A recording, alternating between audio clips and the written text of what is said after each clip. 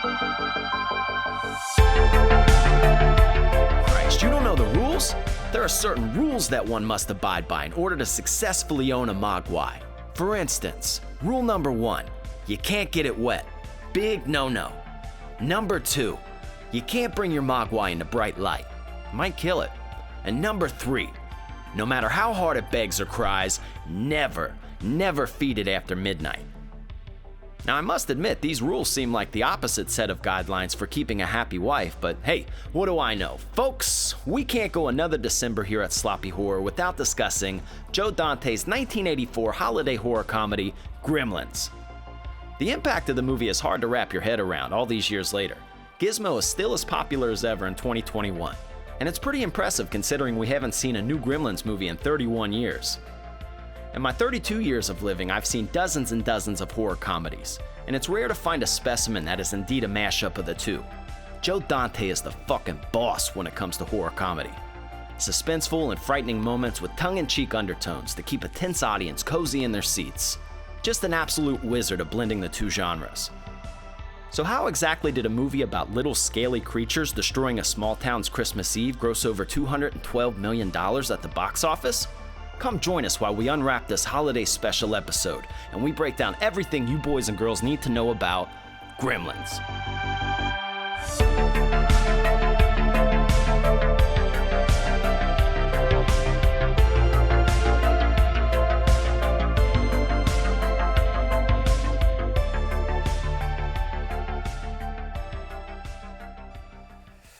Boom! Welcome to the Sloppy Horror Podcast. I am your host and your scary movie companion, and back again for another week clapping them cheeks. The best producer in the whole wide world, Mr. Ozark Mark. What's going on? What's going on, Mr. Christian Ramey? Nothing. You've got to say a name in your intro. I know. You are slacking. I know. How are these people supposed to know who you are?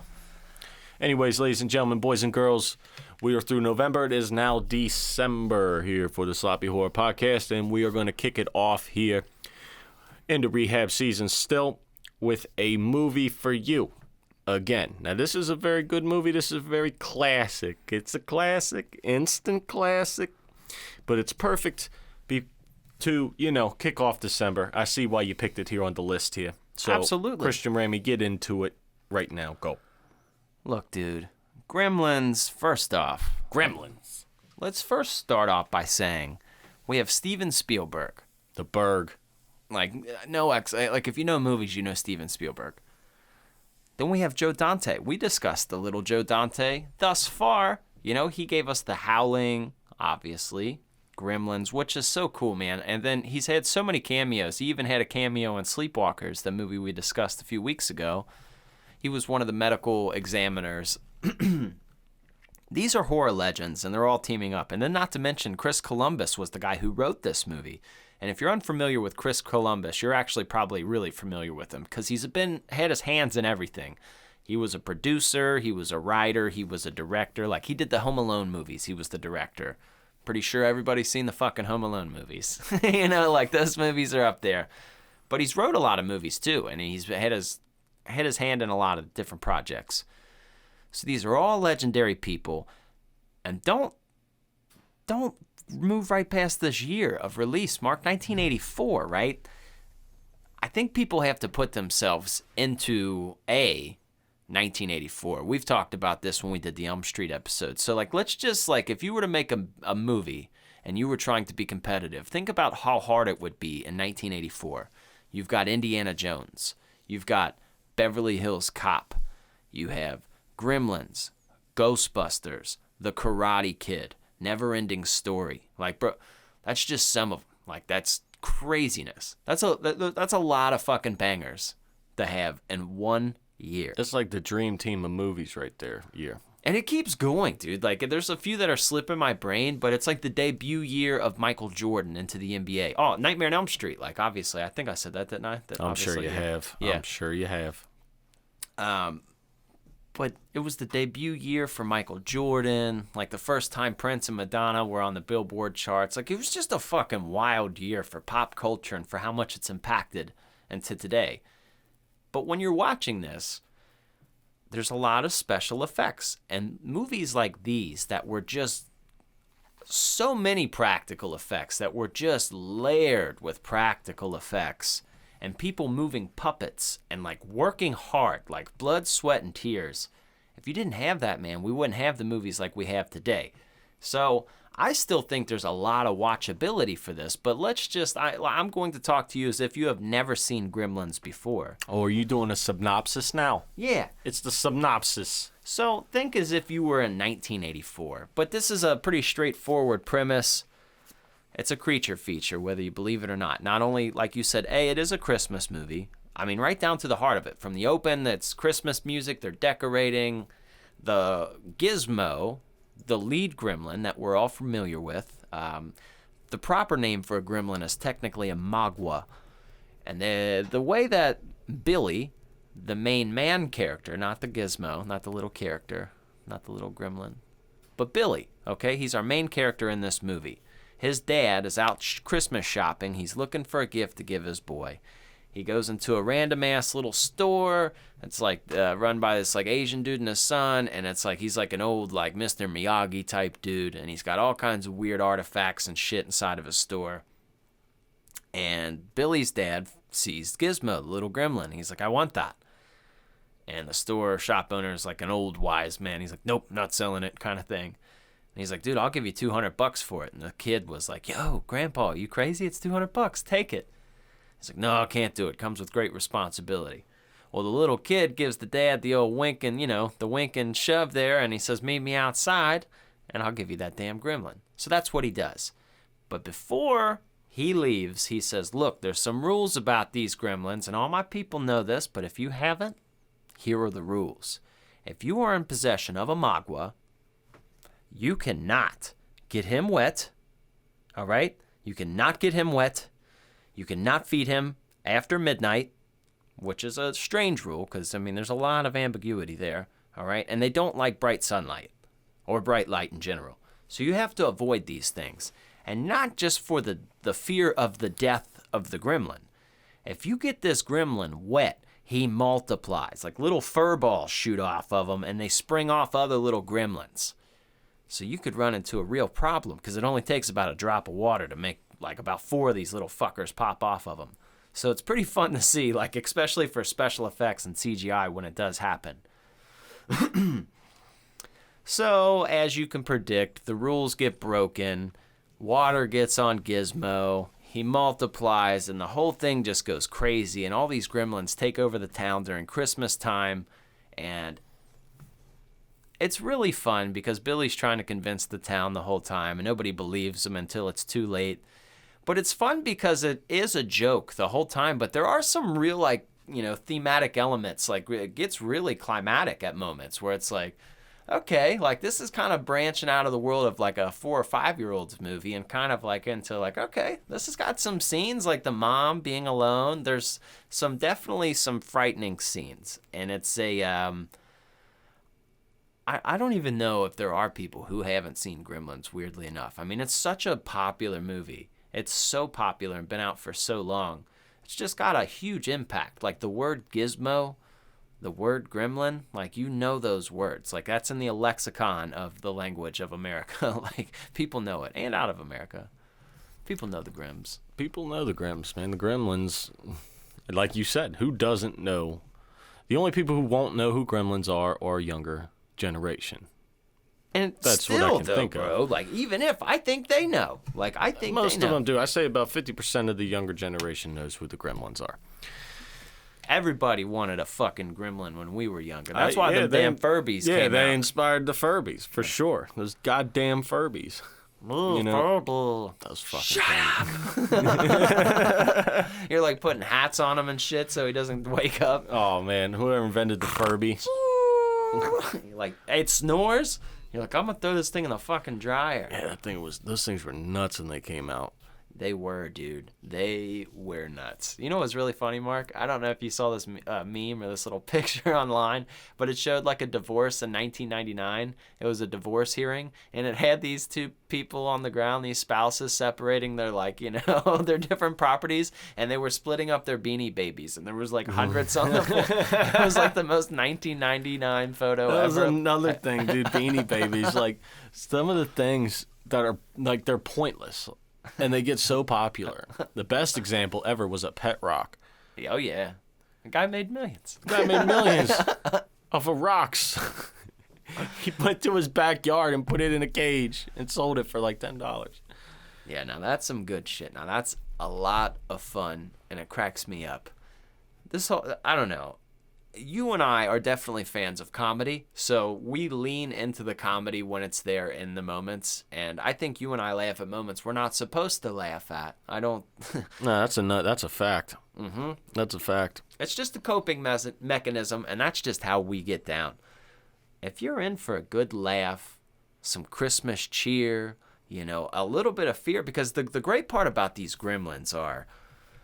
I wouldn't say you're dealing with a shitload of killing in this movie, but there's a lot of originality. Like, each time they're fucking with a person or messing with an individual, it's usually in a different way. Like, it's in a, he's coming out with a chainsaw, he's swinging off the lights, he's got popcorn bags on his head, he's smoking, he's doing, he's a flasher, he's like the streaker. There's so much creativity in each and every one of these Gremlins. That's one of the things.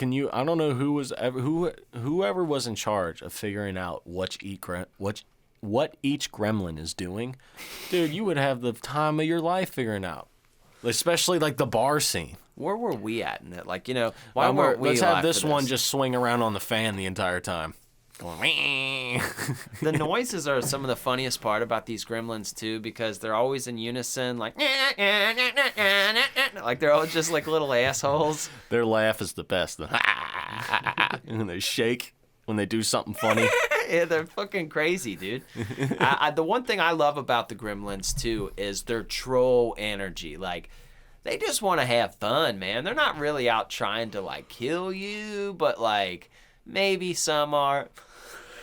Maybe some take it too far, but they're really just trying to have a good time and just riot and rage. They just want to tear the town down and have a fun time. Oh, yeah. Absolutely. Absolutely. I think, appreciate that. Even the old lady, for instance, they're always doing something different. The cat lady's house, they modified her chair. Yes. And just launched her. That's creative as shit. Cut the cops' brake lines. They're always doing something different. They stole that guy's plow. You know what I mean? And just run him over. So I will say initially, too, they wanted to make this a lot darker, a lot scarier, a lot more messed up. Because when Christopher Columbus... he goes by Christopher. No, he goes by Chris. But when he wrote the script, he didn't intend for this to be made. He just kind of made it. And just all right, whatever. And Steven Spielberg somehow got a hold of it. And he's like, nah, dude, this is it. This is cool as shit. We're going to make something out of this. And we're going to make it go. But initially, it was scary. It was supposed to be Billy's mom was supposed to, get her head cut off. Oh, I can see the route. You could definitely take this concept and turn it down a dark road very easily. Oh, for sure. Very easily. But when you look at a gremlin, you can see both sides. You can see how they could be evil, or you could see how they could be funny. Mm-hmm. But I think, at least in my mind, I feel like when Spielberg was looking at this, I think he made the right choice in making it more of a horror comedy, a little bit more lighthearted. Still give it a little bit of edge, but initially, if you think about it business-wise, if you get more eyes on it, the age range, the better it's going to be. Yep. The more legendary of a movie it's going to be. Now, Joe Dante, he did both of these. He directed both of these. Sorry to cut you off, but he not only did he direct both of them, but he said he preferred the second batch, or a new batch, the part 2, which I probably like part 2 more than I like 1 as well. But as you were saying, the first one is more of a horror movie. It's more horror themed, and the second one was almost like a cartoon, a real life cartoon. And I thought that was a pretty good way, or a synopsis that I heard of that. I was like, man, that's a good description. So yeah, I agree, though. Spielberg took it and he kind of launched it into something new. Mm-hmm.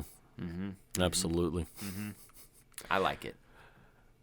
I want to get 2 pairs of swords and put them on my house and make sure one falls every time the door closes. I'm not going to be that nice to my dad. I'm going to be like, look, you got to move these fucking swords, dude. Every time we close the door. Oh, man. I love the little gags. There's so many little gags that he added in this. Yes. The father, of Billy being a inventor that always fails. I make inventions. It's always genius. All of his inventions are always fucking up. It's hilarious. What was his favorite invention of yours? The toothbrush one was hard to, like, I just loved his, like, he was trying to sell the dude who had Gizmo one of these, like... So let's say you're late to a meeting. Yeah. He has this little, like, combo kit. What do you call it? The shower buddy? It has, like, a toothbrush and a razor. Toothbrush, a razor, a mirror, floss, I don't know what else, a screwdriver. I don't know what the hell else is in it. Cologne. But you, like, press a button, it's got, like, toothpaste that comes out and stuff. And he's like, see, if you just press this button, it just shoots toothpaste all over. And he's like, oh, that's no big deal at all. Cleans right up. It's like, bro, that's like a tablespoon I know. of, like, I don't know how toothpaste, bro. That does not clean right up. How did he fit it in there? Bro, have you ever just left toothpaste on the sink, bro? That turns into concrete. You can build structures, like, out of toothpaste. If you just, like, take time, let that shit dry, you could build a castle that's impenetrable because it's toothpaste. Like, and this guy's like, it's no big deal. Comes right out. I don't think it does. I don't think it does. I call bullshit. Like, how long before you got home and washed that? Because that shit was stiff. That was a stiff jacket for the rest of the day. Like, I get a speck of, like, coffee on me. I'm like, uh-oh. It's just going to bother me if I don't clean it off. Yeah. He just brushed it with his hand, like, no wet rag. It was funny, too, seeing some of his inventions nowadays, because when you look back, like, it's 1984, okay? Like, for instance, when the phone calls, like, tries to get out a remote and tries to say hello when we have that technology now. Mm-hmm. Like, he was like, he kind of got screwed. He was ahead of the game, dog. He was ahead of the game. The smokeless ashtray. Yeah.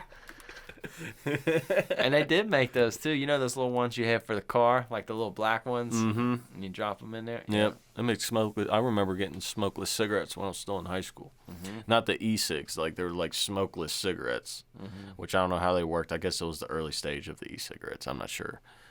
But, yeah, he was ahead of the game, man. He was doing his thing. Ahead of the game. Yeah, I liked his dad energy because all he was trying to do was throw a good Christmas for his kid. Like, that's all he was trying to do, man. He's a good dad. He's a good dad. And, like, Billy is like that kid next door that everybody roots for. Definitely like an 80s movie in that sense. It's like the guy overcoming adversity. You're like, go Billy, go kid next door.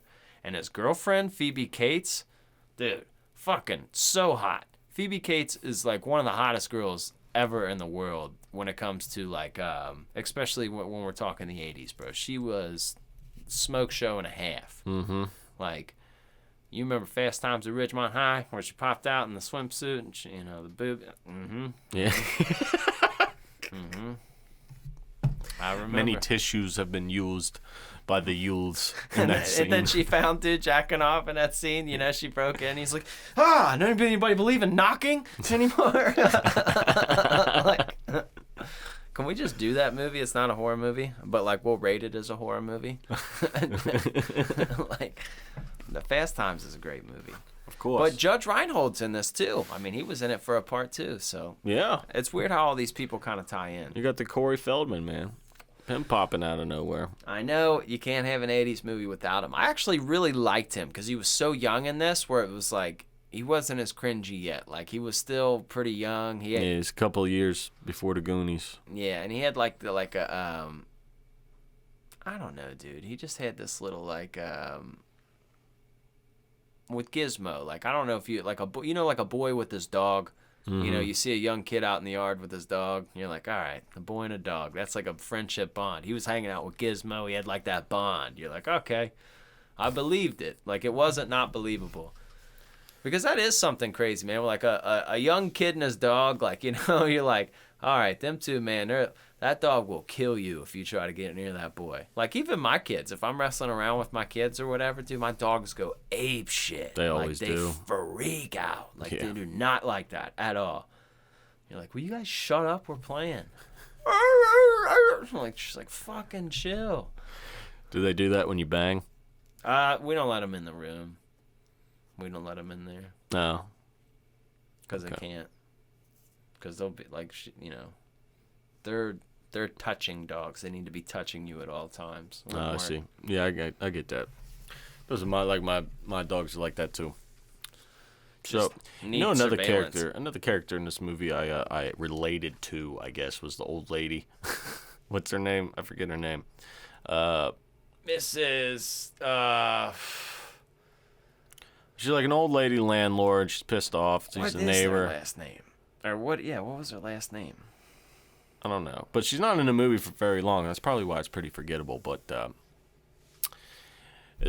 towards the beginning of the movie, she's running around with a snowman head, looking all pissed off, like walking towards the bank trying to find Billy because apparently Mrs. Deagle. Mrs. Deagle, that's correct. Mrs. Deagle's walking to the bank to find Billy because Billy's dog fucked up her little stupid snowman or whatever the hell it is. And Who has an all glass snowman outside? I don't know. Like, No glass. made of No glass. But there's people, these lady and their kids walk up to her. I guess it's one of her tenants or whatever. She said, "Good morning, Mrs. Feldman." She's like, "What's so good about it?" Just right off rip. And they're begging her because they need a little more time to pay her rent. And she turns around. She goes, "Well, I guess you know what to ask Santa for Christmas this year, huh?" She was super rude. Cold as fuck. Like, she went into the bank and she told Billy, like, "I'll take your dog with me and I'll take him to the pound and get him put down a nice and slow death." You're like, who hurt you, lady? That's intense. Like, I don't care. I'm a dick in life, but not towards a dog. Like, What's come wrong on. with you, lady? Yo. What's going on with you? I don't know. You know, a part I really enjoyed was like, well, I got really Killer Clowns vibe from Billy going to the police station. Like, yo, there's this shit going on. They're just like, joking with him. They don't believe him. They're drunk. Right. And all that, I like how the one dude, I always forget that actor's name, but he's the dude. He's in Breaking Bad. He's also in Beverly Hills Cop. But the dude doesn't believe him, and he's like kind of the rudest to him. But like when him and the other cop are driving around and they found out that Billy was right, he's like, "No, man, there's these little things are everywhere, man." He says, "This is Christmas." This is like, "Frank, what's going on?" Just freaking out like like he's all drunk. But it was funny because he was kind of like the tough asshole guy. But he's like, "This isn't right. This is Christmas." like he just is pissed that he has to deal with this situation. Like I don't know, man. I really laughed at that part because it's kind of subtle because they like squeal tires to get out of the way of crashing into something. But he fucking screams, man. He screams, "Frank, oh, it's Chris." I don't know, man. I love that interaction between them. It's funny when you see grown men like comically afraid, like like not like actually crying. That's terrifying if you see a grown man crying. But like if you're like, it's a funny. I always go to Return of the Living Dead. Oh! Get a hold of yourself. Like I love that, man. It's comedy 100%. You know a part that made me laugh that I wasn't supposed to laugh at? What? This is an example when you said earlier that we laugh at parts that we're not supposed to laugh at. It's in the heat of it, Kate reveals to Billy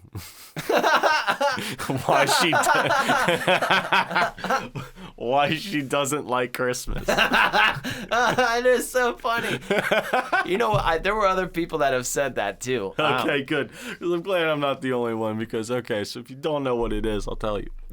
So Kate tells Billy this whole dramatic story of Christmas, how her dad wasn't home yet, and it was like Christmas Eve or something, and he never came home. They called the office, no answer. Christmas Day goes by, he doesn't come home. Okay, and so Billy's like looking around for shit. He's not even like really listening to her. So, in your mind, you think that like, he ran away with some other woman, or he got into a car wreck or something, like the typical thing. Like, you're prepared for something like that because you've heard this story. No. She goes to light a fire or something in the smell, so she smells like rotting body. Her dad got stuck in a chimney trying to be Santa Claus. Like, he slipped and he snapped his neck instantly. I'm like, how the fuck did he snap his neck instantly? Like, what maneuverability did you do? Did you stand on top of it and try to do the Grinch fucking swan dive into the fucking chimney? Like, how did you do that? And can people fit down chimneys anyway? I don't know, I don't bro. think you can. I've never been on top, That seems like of a a risky roof. procedure. but yeah, like Because they got the little bird gate over them, like the little well, like there's a bird gate. gate, and I don't know how big that opening is anyway. It can't be that big. But anyway, I died laughing. He snapped his neck and he's stuck in the chimney. Chimney people, write the show. Does this happen often? That's not supposed to be funny, but it was. So, furthermore, to that point, that scene was actually very crucial because Steven Spielberg and everybody else is like, yeah, you got to take that out. That's not cool. Like, we don't like that. Because nobody knows if it's a joke or if it's serious. And Joe Dante said, well, that's the whole point of the whole movie. It's like, that is the movie. It's serious, but it's not. It's like at the crux of it, it's not. It's a silly movie, but like once you start watching for a minute, you get caught up in it. You're like, okay, That's okay. That's the perfect example of how to describe it for sure. Because it is. It's a silly movie. It's a bunch of little creatures, a bunch of little gremlins, dog. They're out there. They're not just gonna like try to kill you. They're gonna fuck your shit up. They're gonna come in your house. Excuse us for the cursing today. I don't know why we're cursing so much. What's going on, Mark? I don't know, man. What's happening? Who knows? We're potty mouths, whatever. Fuck it. Here's what's going on. They got frightening throughout many moments. So many moments where my 3-year-old earlier was like, hey, I'm not watching this with you anymore, Dad. I was like, all right, you don't have to. But she was down here watching it with me. And I don't know, like it's hard for me because I don't get nervous or fearful of things. But once it was going on, it was cool to me to see like, okay, I'm not the only one. We're not the only ones. We're not the only ones that can. We saw these when we were young, and we had the benefit of being able to have like that impact, like A Nightmare on Elm Street, Michael Myers, all these movies. They actually scared us when we were little, and they didn't look corny when we were young. So like you kind of worry like our kid's gonna like this shit, but it's like we share that still. Like it's still a thing that they have. Like I put on Gremlins and she's like, yeah, I don't know, Dad. It's like, Which is crazy because I mean you let her watch so much stuff and she's not scared of anything. Like you said, she comes down here in pitch black and fucking moves around with Halloween decorations and stuff. Like that Yeah. don't scare, but Gremlins did. it was the suspense. It was the music. Like the reveal, she would laugh at all the gremlins and she thought things were funny, but it was like when the mom was in there by herself and it was like the building of the scenes. I Yeah. think that's really what got her. She's like, That could, yeah, because that's the serious parts of the movie when it's like, oh shit. Speaking of when the mom's in the house by herself, like I loved my favorite gremlin kill is the one that gets stuck in the blender that I falls in the love blender. him. And the best part is they kept it consistent through the rest of the time they were in there. His feet are just hanging out. I die laughing. Just little gremlin feet just popping squirting out. slime everywhere too. Yeah. That was they gave you a lot of payoff for the stunts. Like they didn't shy away. Like each gremlin, each thing they were doing was to the full effect. And I don't. One explodes in the microwave. Like you got creative It did. on how to kill these gremlins. I guess I heard they used balloons to like for the effect of when like they had the little ones shooting off and shit, and that thing where they exploded in the microwave. Yeah. They used balloons. I guess I don't know if they blew them up till they popped, or I don't know exactly how they used them, but I know that's how they used them. Yeah, they could have had an opening because it's probably not a real microwave, obviously, or it was a real microwave. They took the back out, and then you could just put balloons in there and just turn on the gas and fucking blow them up. Dude, that's nuts. Special effects, man. The things, like you said, the things they have to do. How some kind of special effects scene in the movie, how it looks, how they did it is no way what you think it is. Like you'll never be able to guess how they did it. Could you imagine that, Mark? Like it's 5:30 in the morning, your alarm goes off. Let's say you wake up, you're ready coming to work. You do your little shuffle, you get yourself together. You get to work. You look at me. You're like, all right, what the fuck we got to do today? It's like, all right, we got to make this microwave explode with these balloons. You're like, okay, all right, cool. All right, here it works. Like, I don't know how that's a horrible day. Like, even, like, if it kept going wrong, like, I could see how it would be consuming. Like, I could definitely see how it could, like, consume you. But like, I think that'd be so much fun, especially if you were working with people like you enjoyed, like that you were friends with. Yeah. Dude, that'd be the most fun ever. You and I, if we created a Gremlin scene, like if we had the people making them and working them, but we created the scene, bro, I think that would be a hilarious scene. It's just if you're doing art with people you enjoy. I mean, and sometimes it's the opposite too, if you really hate each other. But man, what a fun job that would be. Setting up the scenes for even in the second one, I thought they did great with that. But just all these different scenarios you see with these guys, you're like, I'm not a big fan of Jordan Peele's horror movies, but I do enjoy Key and Peele's comedy, like The Show. They're hilarious. Those guys are hilarious. There was a skit for the creating process of Gremlins 2. And like, it's a bunch of people sitting around the table and they're like, all right, guys, well, we're going to set up for Gremlins 2. And then there's this dude in the doorway. He's like, hi, y'all. I'm Star Jackson Jr. the Third. And I'm just here to help you guys out with the movie. And everybody was talking like, okay, like normal ideas. And he was like, I think we need to make a vegetable gremlin. Because it's like, that's actually in the movie. There's a vegetable gremlin. But he was like, because you do think, like, what is the thought process? Like, how did these guys come up with all of this shit? But it was so funny to see, like, they just had some eccentric guy in there, like, and then we're going to make one that's a lightning bolt. He's just straight electricity. He's not even a real gremlin. Like, it's a super funny skit. Because if you know the movie, you're like, yeah, for real. How did you come up with all this shit? Like, so what a fun job that had to have been, man. What a fun job. You know what's a fun job, though? What? Telling people things that they may or may not know.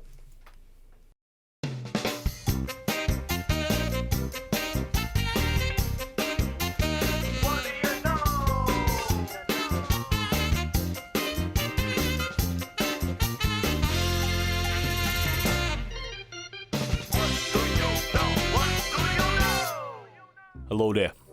Welcome to the What Do You Know here. This is the segment here where we're here to tell you something that you may or may not know about the movie Gremlins, 1984. Okay, so here's a spiel. Okay, you ready? Mm-hmm. Pay attention to me. Give it to me. If you know what we know, you're about to find out what we know. Then we're going to know together. But if you don't know what we know, you're about to find out what we know, and then we're going to both know together. Anyway, have a wee no-gasm, and we're all going to have a fantastic time here. Like a sandwich after getting out of a pool. Yeah. It's fantastic. So, PB and J's. I'm gonna start here. Okay, I got a fact here that you may or may not know. So, okay, Gremlins. Mm-hmm. What about them? The Gremlins. The little and Indiana Jones. You know. Oh, that's a Steven Spielberg movie too. Of course it is. You know, with the Grail and the boulder and the whip and the gun scene. Fantastic. My dad loved those movies. My dad loves those movies too. I love those movies. I do too. Yeah, they're a lot of fun. I like when that guy pulls out the sword and then he shoots him. He's like, fuck that. The greatest scene ever, right there. Greatest scene ever. I'll probably watched it like 100 times. So those two movies, they got flack. Okay, flack. Okay, they got a hard time for not being kid friendly enough for a G rating. Okay. It was like, oh, we're trying to make this G going, because back in the day they just had G. I think it was PG. Yeah, PG and G and R or X or whatever the hell it was, NC-17, whatever. There was no middle ground here. You can't put a little edge on to give to the kids, right? So, Steven Spielberg went to the MPAA. Okay. What do you say to these people? He said, look here, we should make a rating between G or PG and R. Okay. Is that? So the PG-13? So these two movies, the Gremlins and the Indiana Jones. Indianapolis Jones. Yeah, are the whole reason we have PG-13 movies.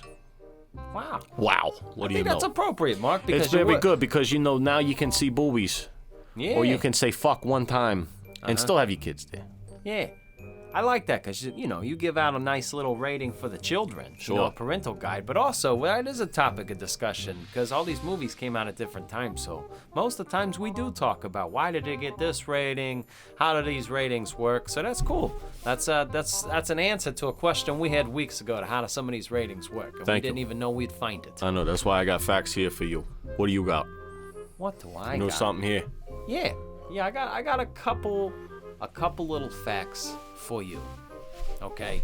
So, when we're in this town of Kingston Falls, That's where this takes place, where the little gremlins are taking place. Gremlins? Yes. But if that town looks familiar to you, it might look a little familiar to you. Let me tell you. What? If it looks familiar to you, if it looks a little familiar and you recognize it, I know where you know it from. Okay, where's it from here? Back to the Future. That's, you know what? Oh my God, I was thinking that. I've always thought that, but I could not put two and two together. You It's just the Hill verified Valley. it. It's the Hill Valley. It's the same place from there. And, the movies came out pretty close to each other, so it's like kind of a little multiverse world Yeah. there. A little multiverse world. Wow. Yeah. Wow. I got something else for That's you. pretty. Of course you do. You know who voiced little Gizmo?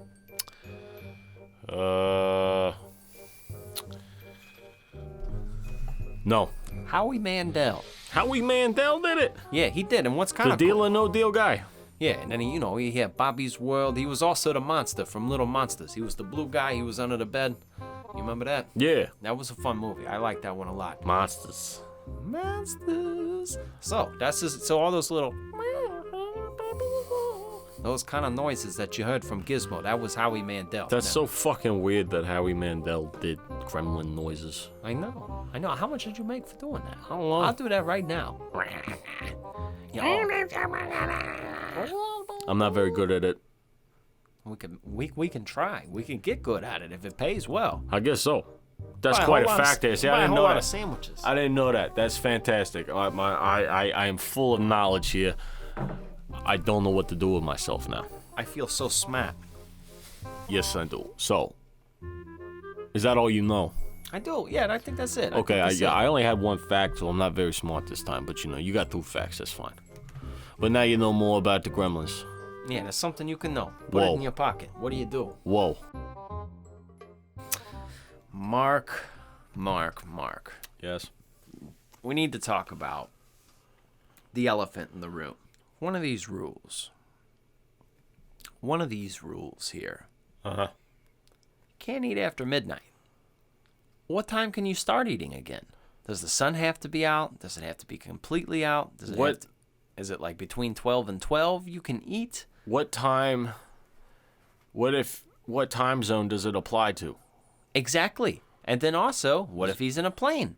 What happens if he has food in his teeth? And there's a lot of things going on. Like, what if he ate at like 11:30 and his food's still processing? Like, is it the stomach cannot be activated? You got to fill us in here. Yeah, you gotta kind of, I get the feeding after midnight. Okay, that's easy to follow, but when do you feed him again? Was that when the sun's up? Can you tell us the hours that we're allowed to feed him? That would be more helpful than saying don't feed him after midnight, because you're like, okay. Well, it's a lot easier to say don't feed him after midnight. Mm-hmm. Have you ever told somebody don't feed that person after midnight? Look, I'm going to tell you this right now. Yes. And as I stated in the intro, the rules for a gremlin are the exact opposite rules for keeping your wife happy. Okay? I'm recommending you to get her wet. I'm recommending you to feed her after midnight. All right? And then take her outside sometimes. They like that shit. So it's like these are the exact opposite rules for keeping a happy wife. Don't get it wet. Don't feed it. That's the worst recipe. I can't. Holy shit. Oh, that's too good. Did you come up with that, or did somebody else I come swear up I with that? did. I promise I did. Oh my I promise. God. That's that all is me. Goddamn hilarious, because all of those are true. But I kept saying it over and over. It's like, we can't get it wet. And you're like, well, I think I can. And I don't think that's right, to do to somebody. And you can't. Go ahead. Tell your wife she can't eat after midnight. Go ahead. I don't, go ahead. That's like the prime craving. She's got like ice cream in her hand. You're like, no, you can't do that, babe. Can't do that at all. You're going to die. She's going to multiply into some kind of creature, that's for sure. Some kind of demonous creature. Dude, that is the goddamn honest truth. That is hilarious. It's 100% accurate. 100%. Oh my God. Oh, that hurt my gut a little bit. I'm almost in tears. Wow. So now we know the rules. So now we do know the rules. So you got to like do the exact opposite. Billy's he's working hard. He's, feeding his wife or his girlfriend after midnight, working it, laying it down, breaking her back. And then he's doing the exact opposite for little Gizmo. What a guy he is. I think it's an insult that we've gone this far and we haven't talked about Mr. Futterman because it's Dick Miller again. And that guy is hilarious. Like, I love him. And he's like, oh, what, your car's not starting again, Billy? He's like, oh, it's a foreign car. And he says, see, I got the Kentucky Harvester. Dude drives like Drives a bulldozer practically. a Kentucky Harvester. Kentucky Harvester. Dude, that guy's 35 so years funny. never got me. Yeah, dude, he's the best, man. Foreign TV shows, foreign TV. I told you she would have got that foreign TV. And his wife's like the sweetest person ever. Like, you know what I mean? Like, She does not absolutely fit him. is. I like how, too, he's like going crazy. He's like, TV went out again. I guess they messed with the antenna. I'm going to go out there and look at it. And he's just always, just got this like dad, like, something's going on here. Something's fishy. And his wife is just, okay, be careful. Okay, Murray. Like, that would drive me nuts if somebody was that happy all the time. That would drive me nuts. The second one is funnier, too, because he's even, like, more tense because he knows about the Gremlins. Mm-hmm. And he's, like, gone to therapy since then. I love that guy. But I guess Dick Miller and Joe Dante, they had a friendship. They had, like, a relationship. They was friends. They was cool. They was homies. They was cool with each other. Yep. Wow. They was just big old friends. They was big old pals. So Ozark, what's your favorite part of this movie? I'm gonna go with the pool scene when the gremlin jumps into the pool. Dude, that looks so cool. It's so cool, and that's all done. There's no CGI. There's not. That's all special effects and a camera doing it. Like, imagine the work for just 30 to 40 seconds of film. The amount of hours you had to do to make this pool, put green whatever lights in it, make it somehow fog. Then you got to make it like a giant hot tub to make it bubble. So you got to install some jets or some shit. I don't know what they did. Something that's waterproof that pushes out air to bump it all out and put lights everywhere and make it look like a disco. Like, That it was so cool looking. It was, so man. cool looking. And you got to really, if you really take the time to think about how long it took to make that, it'll make you appreciate it more, I think. That's what made me, because I'm just thinking the whole time, I was like, oh, they got fog in this shit. They got bubbles. Like, it's just blurring. Dude. That's the scene Absolutely I remember the nuts. most from, like, my childhood, if that makes sense. Like, as a kid, that part, the lights, everything's crazy about it. And I have to say, I love the lighting in this movie. Not like in a Dario Argento, like, this looks really, I mean, it does look good on film. I'm saying how they have everything lit is how I have my rooms lit. Like, how Billy's upstairs was, how it's just some lights on. That's how it is right now down here. Like, Yeah. I love ambient lighting. I don't want, like, I hate fluorescent lighting. I hate, like, strong lighting. I like subtle stuff. And this whole movie kind of had that. And even that YMCA pool scene, that was just really cool looking, man. It just, they have this pan out shot where you just see the front of it, and it's just like lightning is going on inside the building. And that would be like the coolest screensaver ever. And it looks kind of Christmassy because the lights are red and green. So it's kind of cool little mashup there, man. What about you?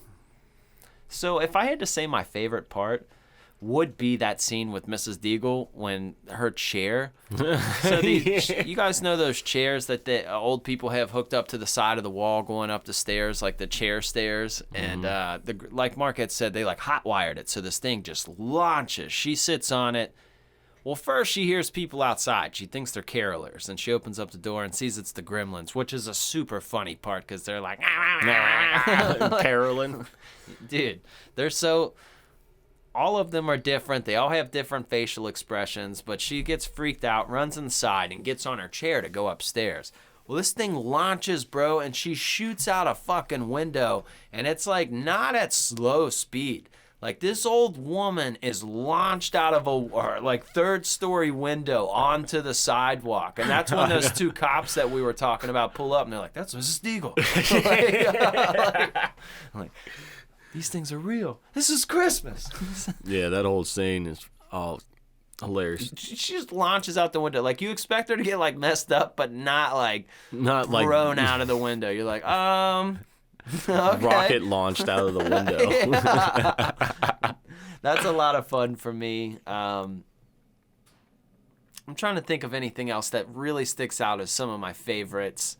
I do like when the old shop owner in the end comes back and takes Gizmo back, and he's just even though he's pissed they took him, he still kind of like gives him the opportunity, like, you may get him again, but not now, like, kind of thing. Yeah. But he came in and he was like, "Well, this is the man that sold me Gizmo," and he says, "Sold. That's an interesting choice of words." He was the best character. He only was in there for like 2 minutes. He is the best sweet. is when he tries to give him, this is the only one, the smokeless ashtray. He's like, smokeless ashtray. Yeah, some guy at a gas station tried to sell me it. That's great, Christian Ramey. Great plots. Great plots. Good stuff. I'm curious about what this horror movie rates. Well, let's get On right a down scale into of it. it. Let's get into it. Sloppy horror rating, baby, yeah! Hi, you.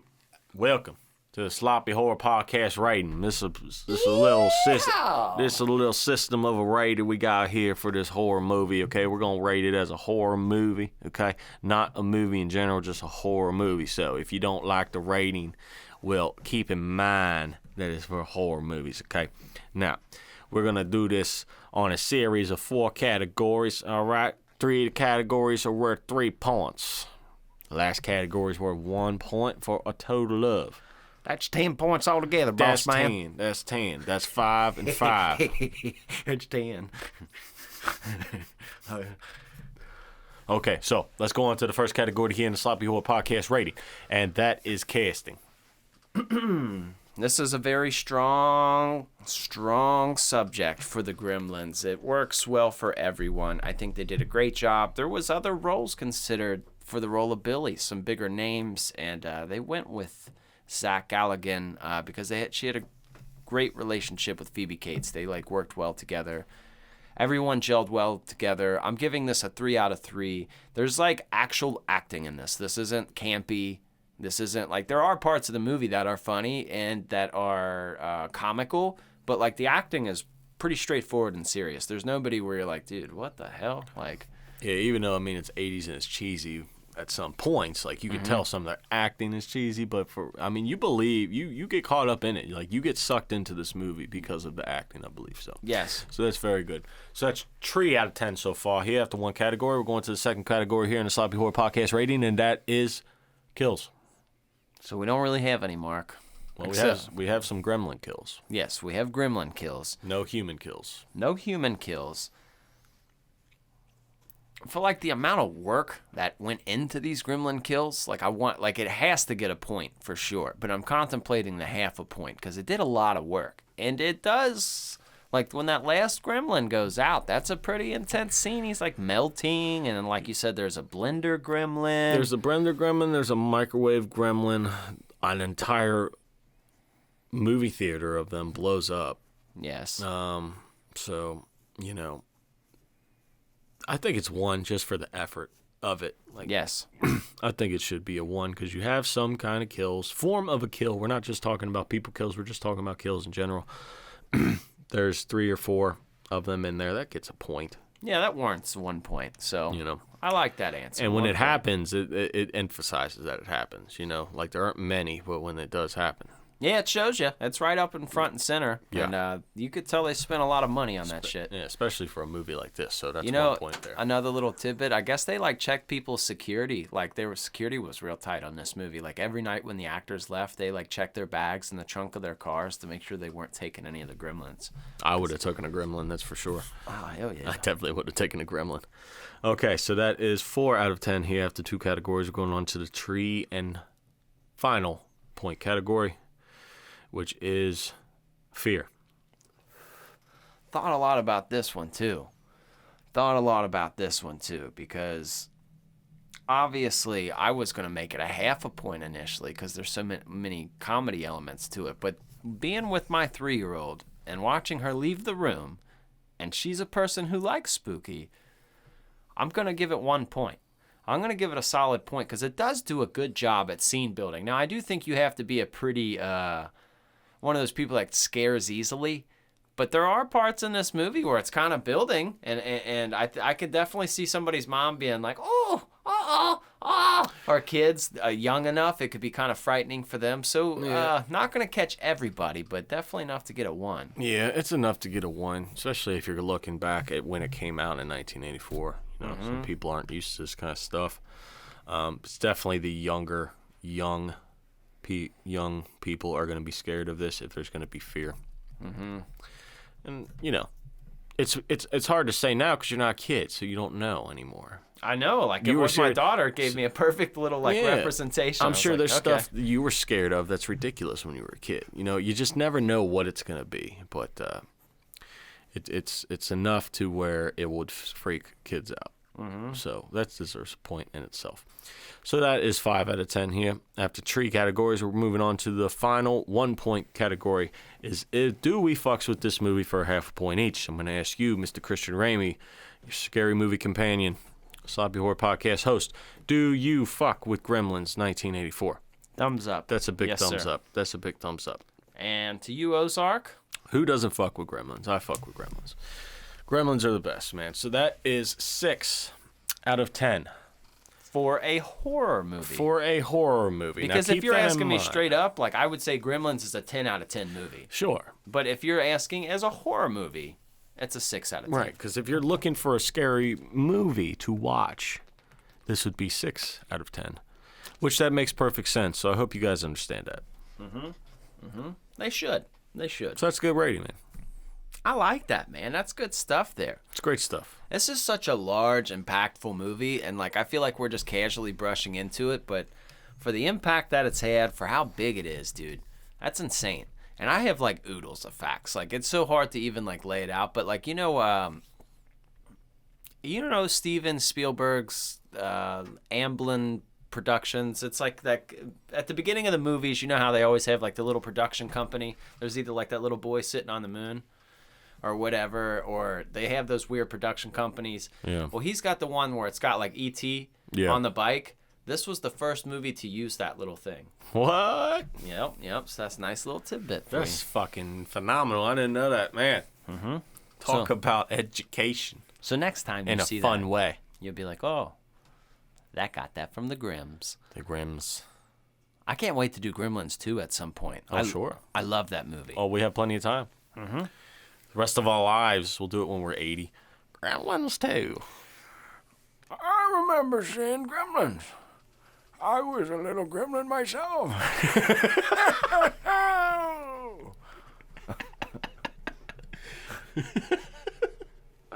You're too good at that. Well, Christian Ramey, we got to do one more thing here. What's that? Oh, your little parental rating. That's right. If you're going to break it down, man, you got kids in your possession? Let me know, Mark. Hit the music. I missed you, mister. Mr. Ozark. Tell them if they're old enough. How old? To watch that scary stuff. It's for the parents who give up. Watch that scary stuff. Man, it's just, people want to know. You're so proud of yourself for that song, aren't you? I just tried to fool you. I was like, whatever he's expecting, let's not do that. No, I wasn't expecting that at all. All right, here we go. So the Parental Guidance, Gremlins. Mm-hmm. Now, I'm going to say that this is a E for everyone movie. It has every bit of full potential to do that. But I will advise you that if you have a super young child, it's going to be 50-50 if they're going to get scared of this or not. Mm-hmm. Okay? So I'm talking pre-elementary school. If they're in elementary school, they should be fine. And it's okay to be scared a little bit. Let them be scared a little bit, you know? I mean, that's why you're watching a scary movie. People like watching scary movies to be scared.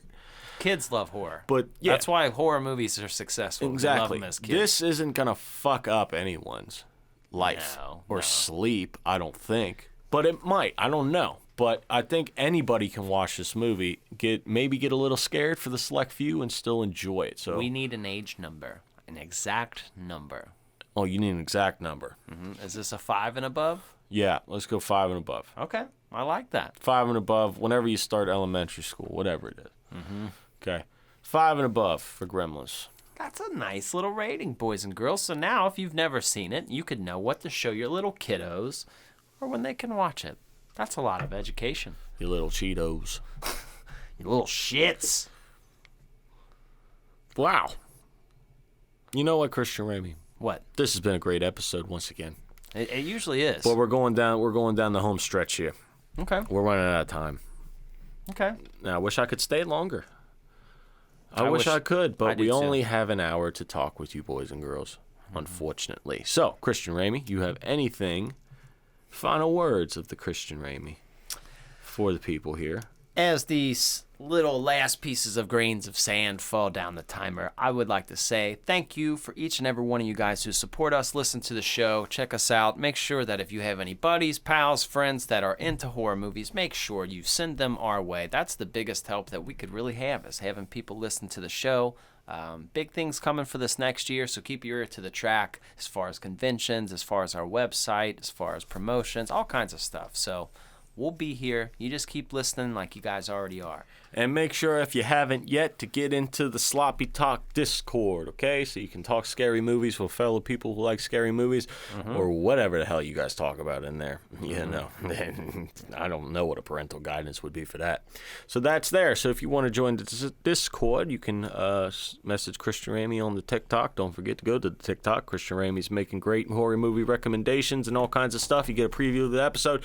Everything is there. So just, you know what? Just type Sloppy Horror Podcast into Google and all the shit pops up, okay? We are everywhere, right up there. You could pick up a Kong shell and hear a Sloppy Horror Podcast. Oh, yes, you could. You find a soup can rolling around an alleyway. You pick it up, you probably hear us. So we're around, man. So, and thanks to you guys. So seriously, thank you guys so much. We hope you guys like this episode on Gremlins. Christmas season isn't over, so I'm not saying we're doing all Christmas movies, but Mark and I are seasonal fellas, so what's a sneak peek? What's the hint of next week, Christian Ramey? I guess if we really wanted to give them a sneak peek, Mark, I guess if we wanted to be nice guys, give them a nip slip. Nip slip. Let me think of how to word this, Mark. Let me think of how to word this. Word it as if you just opened a fortune cookie. It's a John Carpenter movie. How about that? That's a large selection of movies there, but my Carpenter head's out there. Think winter, think cold, think of that stuff. Think of the cold, think of the winter, and think of John Carpenter. And if you know, you know, but if not, you'll see us next week and you will find out. Think of your balls in your ass. Yeah. That's what happens when it's too cold. Right in your ass. Okay, guys. Well, thank you. I love you. Goodbye.